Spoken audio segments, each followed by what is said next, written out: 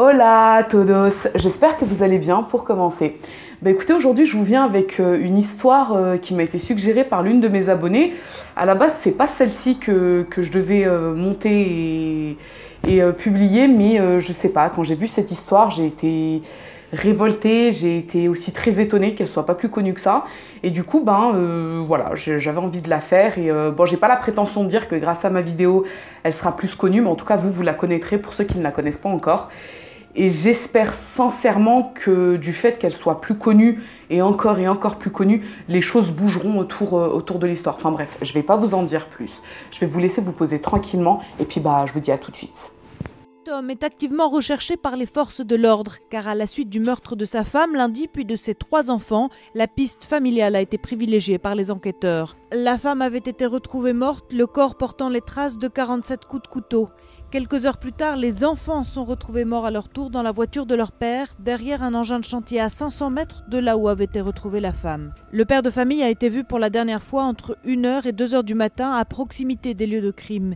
Les brigades cynophiles engagées sur le terrain ont perdu sa trace sur une route des environs. Depuis, les recherches ont été étendues. On est le 24 juin 2013 à Saint-Paul-Trois-Châteaux. C'est une petite commune qui se situe dans la Drôme. Fouzia El Kadaoui, une belle jeune femme de 30 ans, s'y est installée depuis peu pour s'éloigner en fait du domicile conjugal afin de fuir les violences de son mari Abdelkrim El Kadaoui, 43 ans. Ensemble, ils ont 3 enfants, Ayoub 8 ans, Oumeima 7 ans et Yasmine 2 ans et demi. Et ils sont mariés depuis 11 ans. Et les mois précédents, en fait, elle a décidé que la coupe était pleine. Donc elle a pris ses 3 enfants avec elle et elle est partie s'installer chez sa maman, Habiba, qui vit donc dans cette petite commune. Pour resituer un peu le contexte, en 2002, Fouzia Kabdani, de son nom de jeune fille, 19 ans, rencontre alors Abdelkrim El Kadaoui, qui lui a la trentaine passée. Et là, tout de suite, pour la jeune fille, c'est le coup de foudre, en fait. Elle s'attache très rapidement à cet homme. Lui est très mal vu, en fait, par la famille de la jeune femme, parce que c'est pas quelqu'un de décrit comme stable ou comme posé. C'est un homme qui a déjà été marié par le passé, il est père de 3 enfants, et son ex-femme s'est séparée de lui pour des faits de violence conjugale. Donc il traîne une sale réputation derrière lui. C'est un homme qui est décrit comme violent, assez impulsif.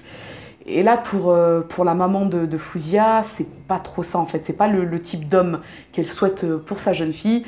Malheureusement, Fouzia est très amoureuse et moins d'1 an après leur relation, ils se marient ensemble et ont un premier enfant, Ayoub.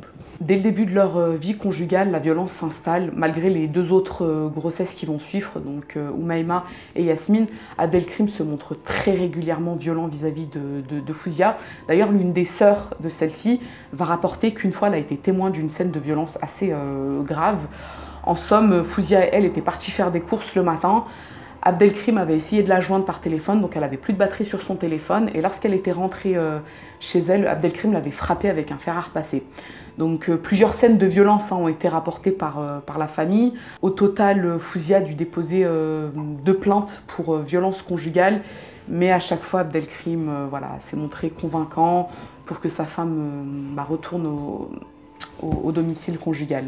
Après, c'est un peu le cas dans beaucoup d'histoires de violence conjugale, à savoir que la jeune femme décide de partir, de divorcer, mais là, dans la mesure où il y a une relation un peu d'emprise, elle va retourner au domicile conjugal. Pourtant, en 2013, Fouzia est décidée. Donc pour elle, en fait, la coupe, elle est pleine. Elle a subi beaucoup trop durant ces 11 années, que ce soit de la violence physique, de la violence verbale, de la violence psychologique. La famille de Fouzia rapporte qu'il y a également eu en fait, des cas de violence sur les enfants. Donc pour Fouzia, en fait, c'est bon, la coupe est pleine. Début 2013, elle commence à entamer des démarches pour se séparer. Elle part s'installer chez sa mère Habiba à Saint-Paul-Trois-Châteaux. Et là, pour elle, en fait, c'est décidé. Abdelkrim va la harceler, il va venir à plusieurs reprises au domicile de la maman de Fouzia afin de convaincre sa femme de rentrer à la maison. Mais pour elle, non, en fait, c'est bon, c'est mort. Ce 24 juin 2013, donc c'est les vacances, les enfants sont à la maison avec leur mère. La maman de Fouzia, Habiba, doit faire quelques courses dans la journée, elle doit passer chez le médecin. Aux alentours de 17 h, lorsqu'elle rentre et qu'elle pousse la porte de son domicile, tout de suite elle remarque qu'il y a quelque chose d'anormal. Bon, déjà, la maison est très silencieuse, alors que sa fille et ses 3 enfants auraient dû s'y trouver. Et là, quand elle arrive dans le salon, c'est une scène d'horreur en fait qui s'offre à elle. Elle voit le corps de sa fille Fouzia allongé au milieu d'une mare de sang, avec ce qui ressemble à des coups de couteau portés partout en fait, sur le corps, ainsi que le ventre en fait, éviscéré. Donc tout de suite, elle tente de porter secours à sa fille, elle va lui octroyer les premiers soins. Mais là, tout de suite, elle se rend compte que c'est trop tard et j'ose à peine imaginer la scène d'horreur que c'est, rentrer et découvrir son enfant lardé de 47 coups de couteau, puisque l'autopsie a révélé par la suite qu'elle avait reçu 47 coups de couteau en plus d'avoir été éviscérée. Donc elle crie dans sa maison, elle alerte les voisins. L'un des voisins appelle tout de suite les secours. Et là, en fait, pour la maman de Fouzia, déjà la scène d'horreur, c'est un choc. Mais le truc en fait qui lui vient tout de suite en tête, c'est les enfants, où sont les enfants? Lorsque les secours se rendent sur place, donc l'ambulance, la police, eux aussi vont tenter de faire le tour du complexe résidentiel, de la maison, afin de voir s'il n'y a pas trace des enfants. Et tout de suite, on en vient à la conclusion que la personne responsable de la mort de Fouzia n'est autre qu'Abdelkrim El-Kadaoui. De suite, la police se rend chez la famille d'Abdelkrim El-Kadaoui. Et là, en fait, son frère va expliquer qu'il a croisé Abdelkrim à bord de sa voiture avec les 3 enfants à l'arrière. Que les 2 des enfants étaient blessés, avaient du sang. Oumaima avait, je crois, 2 doigts coupés, en fait, puisqu'elle avait tenté de protéger sa mère pendant son meurtre. Et donc, elle s'était elle aussi pris des coups de couteau. Pareil pour Ayoub, il avait des lacérations. Et il explique qu'Abdelkrim lui a avoué le meurtre, qu'il lui a dit voilà, c'est moi qui ai fait ça, s'il te plaît, demande à maman de me pardonner. Et qu'ensuite il est parti avec les 3 enfants. Donc là on est sûr et certain en fait que c'est lui qui a commis le meurtre. Et tout de suite l'urgence c'est il faut absolument le trouver pour pouvoir mettre les enfants en sécurité. Abdelkrim El-Kadaoui est activement recherché sur tout le territoire. Une 60aine d'hommes, un hélicoptère sont déployés. Les ports et les aéroports alertés grâce à cette photographie. L'un de ses frères est l'un des derniers à l'avoir vu. Lequel nous a annoncé qu'il venait de voir son frère peu auparavant avec les 3 enfants et que son frère lui avait demandé de demander pardon à leur propre mère pour ce qu'il avait fait car il avait fait une bêtise. Les forces de l'ordre se lancent dans une course-poursuite contre la montre, on peut dire ça comme ça. Toutes les voitures qui rentrent et sortent de la commune et de la région sont contrôlées. Aucune trace d'Abdelkrim El-Kadaoui ou des 3 enfants. C'est seulement le lendemain matin que l'on retrouve la voiture abandonnée près d'un chantier et à l'arrière les 3 enfants décédés. Lors de l'autopsie, le médecin légiste va donc confirmer les blessures qu'avait vues le frère d'Abdelkrim El-Kadaoui, les lacérations ainsi que les doigts coupés. Et il va expliquer que les 3 enfants ont été asphyxiés et étranglés. Et malheureusement, la police constate qu'Abdelkrim El-Kadaoui a quitté le territoire français et qu'il s'est sauvé au Maroc, je crois déguisé en femme pour pouvoir passer en fait plus facilement les contrôles. Une demande d'extradition est envoyée au Maroc, mais aucune suite favorable n'y est donnée. Et je crois que c'est dû à un incident diplomatique qui avait eu lieu entre la France et le Maroc début des années 2010, où en gros il y avait eu une histoire d'espionnage, de contre-espionnage entre les 2 pays. Et voilà, ça avait provoqué une espèce d'incident diplomatique. Du coup, la demande d'extradition est refusée. En 2014, la police française parvient à remettre la main sur Abdelkrim El-Kadaoui au Maroc. Mais là encore, en fait, ils sont pieds et mains liés, en fait, puisque pour cette même histoire d'incident diplomatique, ils ne l'auraient pas autorisé d'extrader cet homme vers la France. En novembre 2017, Abdelkrim El-Kadaoui est officiellement reconnu coupable et condamné à contumace à la prison à perpétuité, assorti d'une peine de sûreté de 22 ans.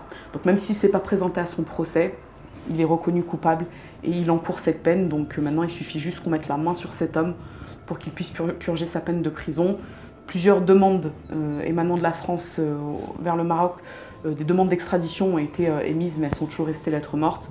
Pour info, Ayoub, Oumaima et Yasmine sont enterrés dans le caveau familial d'Abdelkrim El-Kadaoui. Donc ils ne sont même pas enterrés dans le caveau familial de la famille de leur mère. Donc ils sont enterrés à Nador, auprès de sa famille, auprès de la famille de leur père. Et la famille de Fouzia n'a jusqu'à présent pas pu y retourner pour, ne serait-ce que pour voir les tombeaux, puisqu'ils sont menacés par la famille d'Abdelkrim El-Kadaoui. Enfin, je trouve que ça dépasse l'entendement, mais je trouve que vraiment c'est délirant, quoi. Ils sont menacés, ils peuvent même, je crois, plus retourner au Maroc, parce qu'ils viennent peut-être de la même ville du Maroc, c'est Nador, peut-être qu'ils viennent de la même ville, donc ils n'ont pas la possibilité d'y retourner parce qu'ils sont régulièrement menacés. Et ça aussi, c'est un point encore de plus sur la gravité de toute cette histoire. Moi, en fait, cette histoire, c'est même pas de la désolation. Désolation, c'est en bas. C'est pas de la révolte non plus parce que c'est pas encore assez fort comme sentiment. C'est vraiment un sentiment de rage. Ça me procure de la rage, en fait. Quand je vois toute cette histoire, je me dis, mais ils attendent quoi, en fait, les autorités françaises et marocaines pour enfin faire la paix sans même faire la paix, ne faites pas la paix à la limite, mais juste rendez au peuple cet homme qui puisse purger sa peine de prison en France, ce qu'il mérite, même s'il mérite bien plus, et qu'on n'en parle plus, on passe à autre chose, on évolue dans la vie. Mais le mec, il a quand même un commerce là-bas, donc auprès de sa famille, il est protégé par sa famille, il a, semble-t-il, refait sa vie. D'où en fait, ça sort d'où ces histoires-là? Bientôt on va lui remettre une médaille. Il a quand même tué sa femme et ses enfants, 3 enfants, 8 ans, 7 ans, 2 ans et demi. Je sais pas en fait, qu'est-ce qu'on attend pour faire preuve de raison, quoi. Je sais pas, moi cette histoire vraiment c'est celle qui m'a le plus horrifiée. Elle me fait beaucoup penser à l'affaire Turcotte au Canada. Une vidéo que j'avais faite également, où le père, pour se venger de sa femme qui le quittait, avait tué ses 2 enfants. Là, c'est un peu le même cas de figure. Je sais pas, comment on tue déjà ses enfants. Déjà, comment on tue des enfants tout court, mais ensuite, comment on tue ses propres enfants, comment on peut faire du mal à ses enfants. Et ensuite, faire sa vie normale, genre, je me barre et j'ouvre un commerce et... un commerce, je crois, je sais pas exactement, mais en tout cas, il a ouvert une affaire là-bas. Il vit, mais genre, easy. Et c'est n'importe quoi, vraiment, c'est n'importe quoi. J'espère qu'entre les autorités marocaines et les autorités françaises, ils feront preuve d'intelligence les deux et qu'ils trouveront une solution à ça, parce qu'il ne faut pas oublier que la famille de Fouzia Kabdani, qui vit en France, déjà ne peut pas retourner dans son pays d'origine. Je trouve que c'est très grave. Et en plus de ça, n'a pas pu faire vraiment son deuil, parce que de savoir que l'homme qui a fait ça à leur famille, il vit toujours là-bas et il vit bien, en fait, c'est dégueulasse. Vraiment, c'est dégueulasse. Je leur souhaite beaucoup de courage. Elles ont tout mon soutien. J'espère que ma vidéo les dérangera pas, du coup. Et j'espère que cette histoire soit connue davantage, parce qu'à mon sens, elle ne l'est pas assez. Et c'est un gros point d'interrogation, en fait. Je sais pas si ça vous le fait à vous, mais des fois, vous lisez des histoires et vous êtes là en mode, mais quoi? Genre, c'est tout, il n'y a que ça, il n'y a rien derrière, il n'y a pas de... On poursuit pas le fil. Donc bon, j'espère vraiment que cet homme paiera pour le mal qu'il a infligé à sa famille. Quand je dis sa famille, c'est son ex-femme et ses 3 enfants, parce que sa famille qui le protège. Réveillez-vous, vous ne pouvez pas protéger quelqu'un qui a fait ça, c'est pas possible. Ok, certes, le lien du sang, je sais pas quoi et tout, mais quand un membre de notre famille fait quelque chose de très grave, il faut savoir être raisonnable, en fait, et être juste. Et là, ce qu'il a fait, c'est trop grave. On ne parle pas de vol, on ne parle pas de vol, on parle quand même du meurtre de 4 personnes, dont 3 anges. Faut le comprendre, en fait. Enfin bref, moi faut que je m'arrête là, parce que sinon j'en ai encore pour 3 heures à vous dire à quel point je suis écœurée et dégoûtée. Et ma foi, j'espère que cette histoire vous aura intéressé. Moi, elle ne m'a pas plu du tout, mais en tout cas, elle m'a intéressée. Si c'est le cas, n'hésitez pas à mettre un petit j'aime et surtout, n'hésitez pas à vous abonner. C'est encore mieux. Faites très attention à vous, à vos enfants. Et n'impliquez jamais les enfants dans les histoires des adultes, parce que c'est pas bien de faire ça. Bonne journée à vous. Vide. Il y a bien longtemps qu'Abdelkarim El-Kadaoui est inatteignable dans son pays. Il est pourtant bien l'auteur de ce quadruple meurtre. Il en avait même fait l'aveu à un de ses frères avant de se volatiliser malgré l'énorme dispositif de recherche alors mis en place. Une disparition voulue, organisée par l'entourage familial, selon les enquêteurs. Mais à l'audience, Mimoun ne changera pas de version. Il n'a jamais aidé ni jamais revu son frère, lequel écope, comme c'est la règle en cas d'absence de l'accusé, de la peine maximale. Un peu de justice. Un petit peu, pas beaucoup. un peu. Parce que tant qu'on n'a pas fini avec lui... En finir, c'est obtenir du Maroc qu'il livre El Kadaoui. Si les autorités marocaines ont envie d'interpeller M. El Kadaoui, il sera interpellé. Depuis 2014, les relations entre la France et le Maroc se sont largement améliorées et j'espère que ces nouvelles relations vont permettre de pouvoir mettre à exécution ce mandat d'arrêt.